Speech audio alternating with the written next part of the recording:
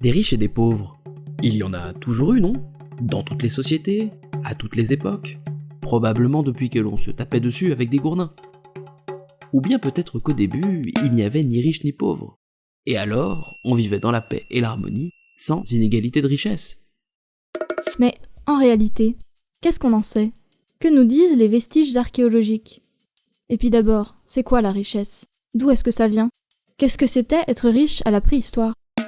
Attrapons une truelle pour creuser un chemin de plusieurs millénaires jusqu'au début de l'inégalité de richesse. Fric, flouze, thune, pognon. Si l'on devait illustrer la richesse par une seule et unique image, ce serait celle de la monnaie. Pour l'archéologue, les pièces de monnaie, retrouvées en grande quantité, sont l'un des marqueurs de richesse les plus utilisés.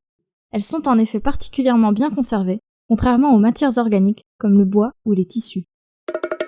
Les plus anciennes pièces de monnaie frappées connues à ce jour ont été découvertes en Turquie, dans ce qui était autrefois la Lydie.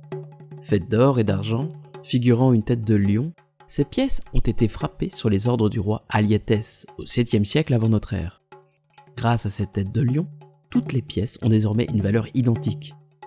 C'est la première fois que la valeur de la monnaie n'est plus définie par son taux de métal précieux, mais par le simple fait qu'elle ait été frappée par le roi. Est-ce que c'est à ce moment-là, au 7e siècle avant notre ère, qu'on est passé du simple troc à un système monétaire complexe qui nous entraînerait progressivement mais inéluctablement vers un capitalisme mondialisé? Probablement pas. 1000 ans plus tôt, et toujours dans l'actuelle Turquie, on trouvait des lingots de cuivre par centaines comme dans ce navire marchand de l'âge du bronze.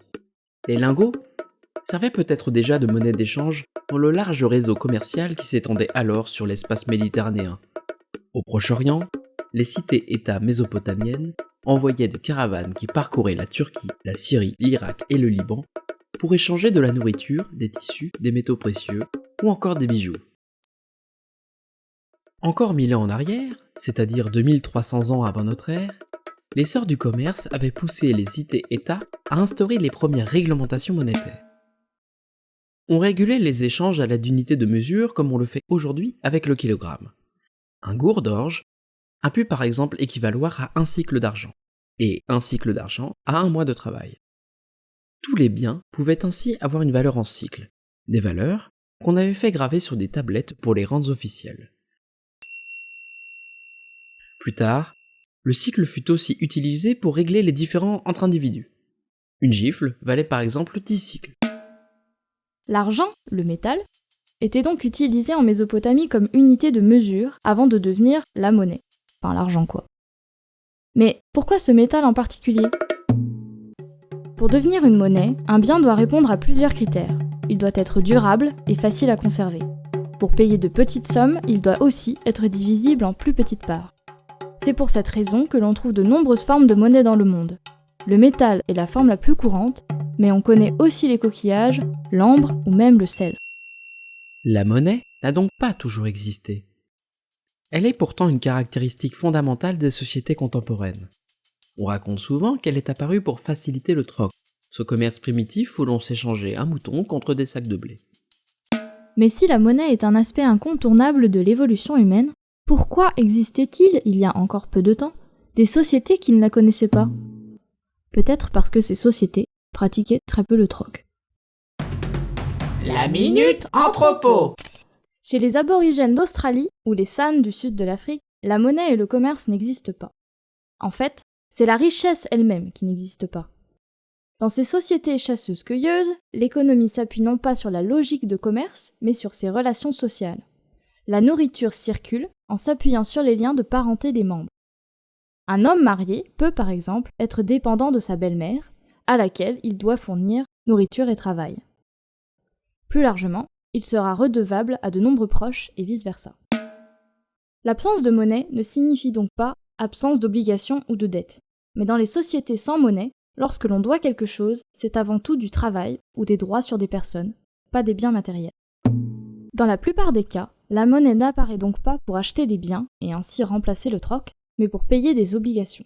Elle sert par exemple à éteindre une dette liée à un mariage ou à un meurtre. Qu'en est-il de nos ancêtres? Si les exemples anthropologiques actuels peuvent nous apporter des pistes de réflexion, ils ne peuvent pas nous offrir de réponse. Alors, proposons une hypothèse. Avant la monnaie, il y avait sans doute un système d'échange et de crédit à petite échelle. Puisque dans une petite communauté, tout le monde se connaît, il n'est pas difficile de mémoriser ce que chacun doit à chacune.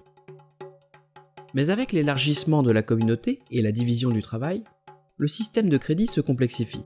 La monnaie, lorsqu'elle est déjà utilisée pour régler les conflits et acheter les épouses, devient utile pour échanger des biens. Elle permet aux dettes de circuler plus facilement. À la fin du néolithique, à l'époque où les premières cités-États apparaissent au Proche-Orient, l'Europe voit circuler sur de longues distances de la poterie, des pierres et des métaux, comme le cuivre et l'étain. Elle voit aussi s'ériger les premiers monuments mégalithiques et tombes monumentales. Ces échanges sont probablement contrôlés par les élites enterrées là, à l'image de cet homme couvert d'or, retrouvé en Bulgarie. Qui étaient ces individus qui contrôlaient la création et la circulation de la monnaie ? D'où viennent ces premières élites ? C'est ce que nous essaierons de comprendre dans le prochain épisode.